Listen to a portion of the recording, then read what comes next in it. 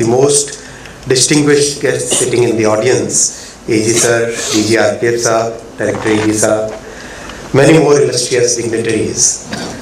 Friends, it's indeed a great honor for me to be here to deliver the DP Kohli lecture on CBI Foundation Day. Congratulations on creating such a great premier investigating agency, and congratulations for earning a propose from the entire country and getting something what our Prime Minister has said on every har jaban pe CBI ka naam hai as a gold standard. Congratulations for all the good work that you have. The foundation of this organization, great organization, was laid by Shri DP Kohli ji. Through relentless work, very strong values, he created a very strong organization which is today considered as the premier investigation agency in the country. For an investigating officer, it's very important to understand the context of our society and economy. Therefore, in today's lecture, I will spend some time on trying to contextualize where we stand today as an economy, how things are changing in the entire global order, and try to put forth a picture of the entire world in about 20 minutes. Friends, we are passing through a very transformative phase, I would say the most transformative phase of the 21st century. In the last 5 years alone, the world has experienced a global pandemic, witnessed 2 major geopolitical conflicts, and before that in 2008, we had a major global financial crisis. And tomorrow, the new tariff regime of United States will kick in. This whole new thinking in the global geopolitical, geo-economic and geo-cultural norms is changing the entire global economic order significantly. The world will not remain the same, we can say with reasonable confidence. The year 2024 was also a landmark year for democracy, with nearly 60 countries holding elections. In this context of a very, very rapidly changing world, we held our elections last year. 97 crore voters, 750 political parties, 10 lakh plus polling stations, the largest ever election conducted in human history. Our ruling coalition secured victory for the 3rd consecutive term, and this marks the first time in 6 decades that the same party has been re-elected for a 3rd term. India voted for stability and continuity and the electoral success. This is an endorsement of the 10 years of transformative change. When we look at the entire world, with all those changes happening everywhere, here we are, a stable country, people reposing their confidence in the government. This change which has happened in the last 10 years is phenomenal. 10 years ago, when Prime Minister Shri Narendra Modi ji took office, India was 10th largest economy in the world. At that time, India's economy was often referred to as a fragile economy, among the fragile 5. Public confidence in institutions was low. Overall, there was a very negative outlook. Today, we are the 5th largest economy, on track to become the 3rd largest economy in the coming few years. We are just shy of $4 trillion, something around $3.9 trillion is our economy today. We are now the fastest growing major economy among the top 10 economies of the world. Projected to grow 6 to 8% over the next 5 years. Inflation is under control, moderate inflation, 4 to 6% inflation range. Currently it is tracking below 4%. The central government's balance sheet is healthy. Debt is just about 57% of the GDP. Compare that with all other major economies where the debt is about 100%, in some cases 150%, and in one case 200% of the GDP. This success, my friends, is not just a coincidence. It is the result of a clear, well thought through strategy and meticulous execution. Let me explain the 4 pillars of our growth strategy. The first pillar is public investment in physical, social and digital infrastructure. The second pillar is large number of inclusive growth programs. The third pillar is focus on manufacturing and innovation. And the fourth pillar is simplification in our legal and compliance structures. I will now speak about each of these pillars in brief. The first pillar, investment in physical, digital and social infrastructure. Over the last decade, we have significantly increased our public investment in infrastructure. From about a meager 3 lakh crore investment in 2014, we are now investing more than 11 lakh crore rupees in the social, physical and digital infrastructure.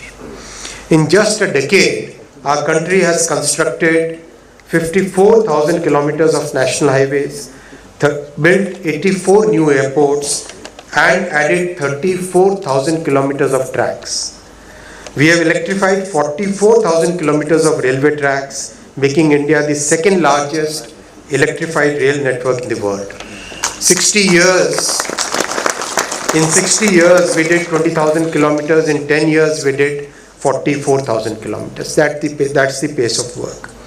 And since June 2024, we have sanctioned more than 4 lakh crore worth infrastructure projects for continuing this growth.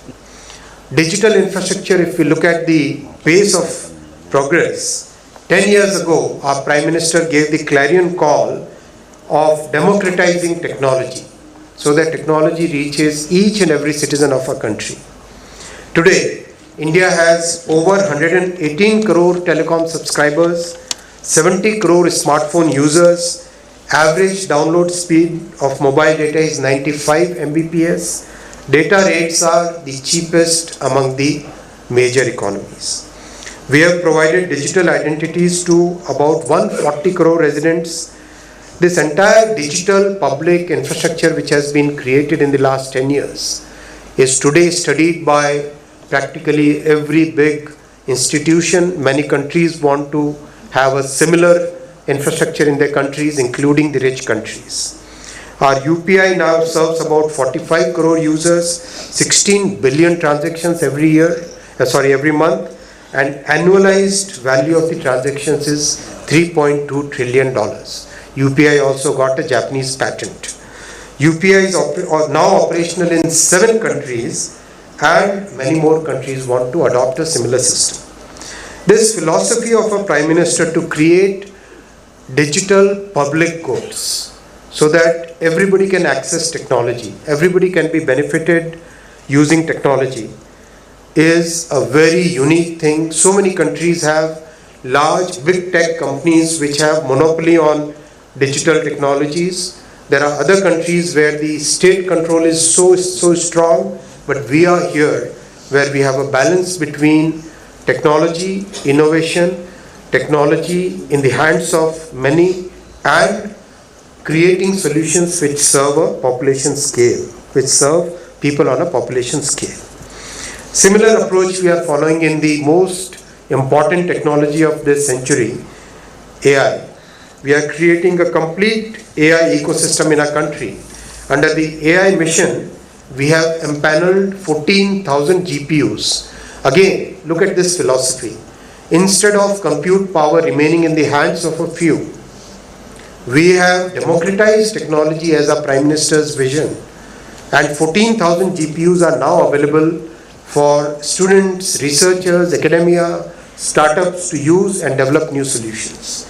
Even CBI officers can use these GPUs. We are building our own AI models because the world is full of biases. We want really accurate, objective models. Under AI Kosh, we are developing our own data sets so that the models are trained very well. We are also talking to the industry for developing our own GPUs. In social infrastructure, similar growth has happened. In the past decade, we have opened 490 new universities, almost one per week. We have more than doubled the number of IITs, IIMs and AIMS from 29 to 68, and doubled the number of seats. And many of us are beneficiaries of these premier institutions. Friends, this is the first pillar of our growth strategy, very well thought through, meticulously executed. The second pillar of our growth strategy is inclusive growth, Antyodaya. The party to which I belong, Bharatiya Janata Party, and before that the Janasangh. Right from day one, we have believed in certain basic tenets. One of the basic tenets is Rashtra Pratham Sadaiv Pratham, where we put everything else behind and keep the nation at the forefront of our thinking, our policies, our programs. Second is Antyodaya. Antyodaya means taking care of the people at the bottom of the pyramid, making sure that they also grow when the country grows, making sure that the benefits of growth reach them. And this is not just symbolism, but saturation approach for making sure that the people at the bottom of the pyramid really see a significant change in their lives. Growth in GDP and numbers should actually translate to real change in people's lives. That is the second pillar of our strategy. And in 10 years alone, 54 crore new bank accounts opened. Vast sections of the society which had never seen a bank are today part of the formal banking system. Our public housing program, we have built 4 crore houses and 3 crore more are now under construction. 10 crore families have got cooking gas connections, which changed the entire cooking habits and brought a major change in the lives of the women of the house. We are continuing these efforts. Tap water connections are now more than 12 crore homes, and those of you who were born in a village like me would know how difficult it was to get a proper toilet. And today, practically entire country has 14 crore households which have got a pakka toilet built in their home. 35 crore citizens are part of the Ayushman Bharat program, and now we have extended 5 lakh rupees plus 5 lakh rupees coverage in some cases for all citizens above the age of 70 years. All these efforts at making a change in the lives of people at the bottom of the pyramid and focusing our welfare efforts at the people who really deserve it the most has led to 25 crore people coming out of poverty in the last 10 years. And these are not just numbers, these are changes which are visible. I worked in Madhya Pradesh, Odisha, Western UP, Maharashtra. Many places I've gone to the grassroots, and people really believe that change which has happened in their lives is something that they never even thought of in the past years. This is what we mean by real inclusive growth, growth that truly reaches the people. Friends, that inclusive growth is the second pillar of our growth strategy. The third pillar is manufacturing and innovation. For a very long period, we were seen as a services economy. However, through many initiatives like Make in India, like Startup India, these programs have created a very vibrant manufacturing and innovation ecosystem in our country. A big focus on manufacturing and innovation has led to a rise in number of startups from just about 400 10 years ago to 150,000 plus today. And the number of unicorns remains consistently above 100 despite the fluctuations in funding cycle.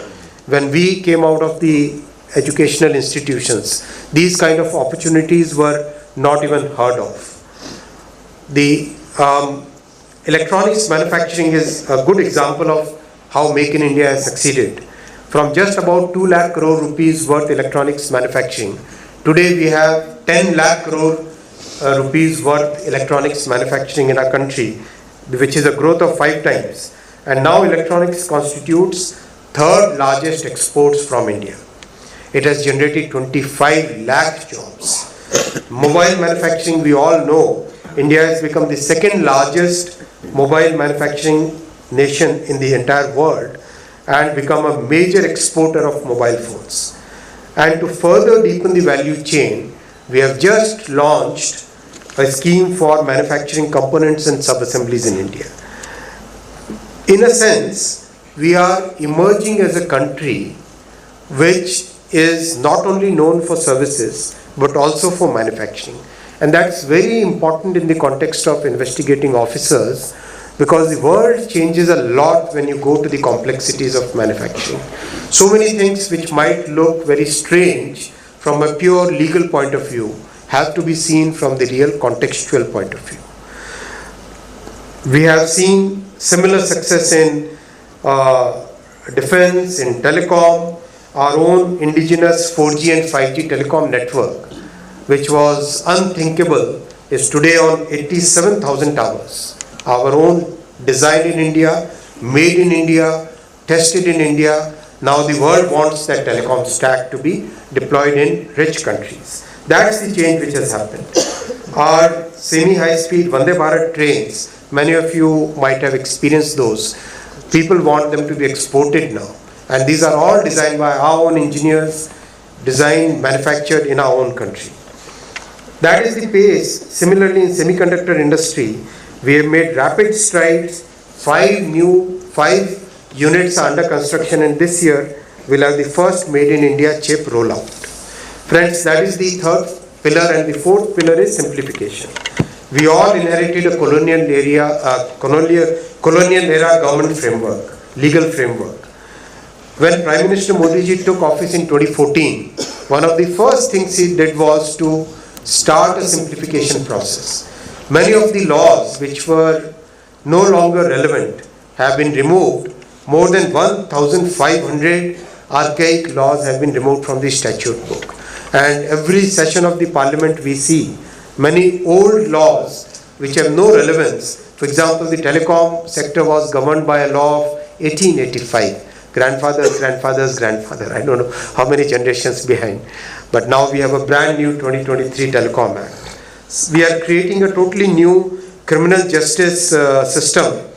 Instead of IPC, CRPC and Evidence Act, we have the Bharatiya Nyaya Sanhita, Bharatiya Nagrik Suraksha Sanhita and Bharatiya Sakshya Sanhita. This is a change in mindset, a belief in our own systems, a belief in ourselves, a belief in our social norms, a belief in our culture, and focus away from the British focus of looking at subjects to looking at citizens, looking as Nagriks, looking as our own people. We are looking at our own people, our own citizens, and working for them.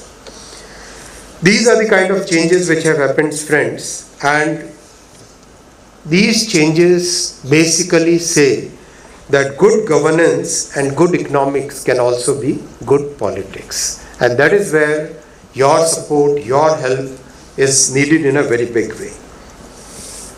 When a country which is growing at 6 to 8% and rapid growth brings many changes in the system, when change happens, the context of investigation also changes. What was in the control and permit Raj era, something which was crime, is today removed from the statute book and is seen as something which is part of the economy. That mindset change is what really is required in today's context. If we look at the role of technology, that has increased significantly.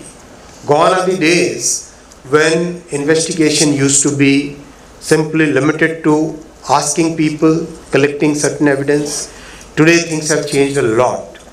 An AI agent can commit a crime, then the ethical questions will arise. Whom to arrest? Can you arrest an AI agent? Is it the AI agent creating company which is liable, or is it the AI agent which is liable?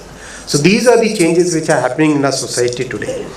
Under such changes which are happening both on the economic front, in the social front and on the technological front, I request that CBI and its great team should look at more collaborations. Going forward, as we take up this journey for Viksit Bharat, I would suggest that we should collaborate with startups, we should collaborate with industry, and more so, we should collaborate with the academia. For example, in our AI mission, we are collaborating with academia to create many new tools. IIT Jodhpur has created a tool for detecting deepfakes in a very authentic way. IIT Delhi is working on a tool, AI-based tool, technology to develop prediction algorithms for extreme heat waves in the country. So, our academia, our scientists, our researchers today have a strength which needs to be harnessed by everybody, by the government departments, by investigating agencies, by the law officers, by everybody, so that we can create, in this world of new technology, we can create technological solutions, because law alone will not be sufficient for tackling the crimes in the new age. We'll need a techno-legal approach. I request that we create state-of-the-art cyber forensic labs by partnering with various institutes. I'd also request that between MIT, DOT, Department of Science and Technology, and investigating agencies, we create structures and institutions which help in developing these technologies. Friends, on this CBI Foundation Day, I thank you for inviting me here. It is indeed a great honor, and I wish you many more years of great success, great pride in your work, and change in this changing world. Thank you very much. Wish you all the very best.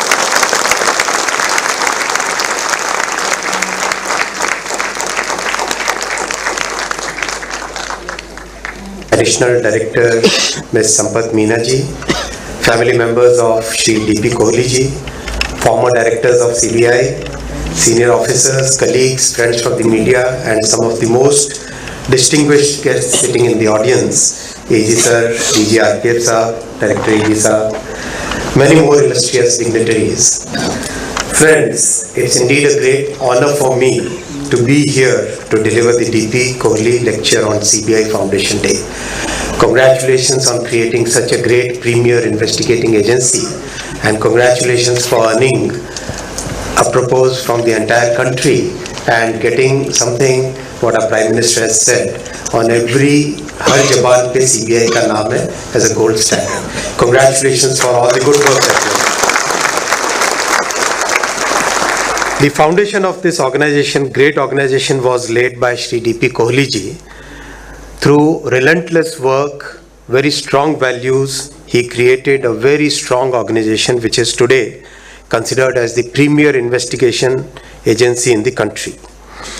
For an investigating officer, it's very important to understand the context of our society and economy.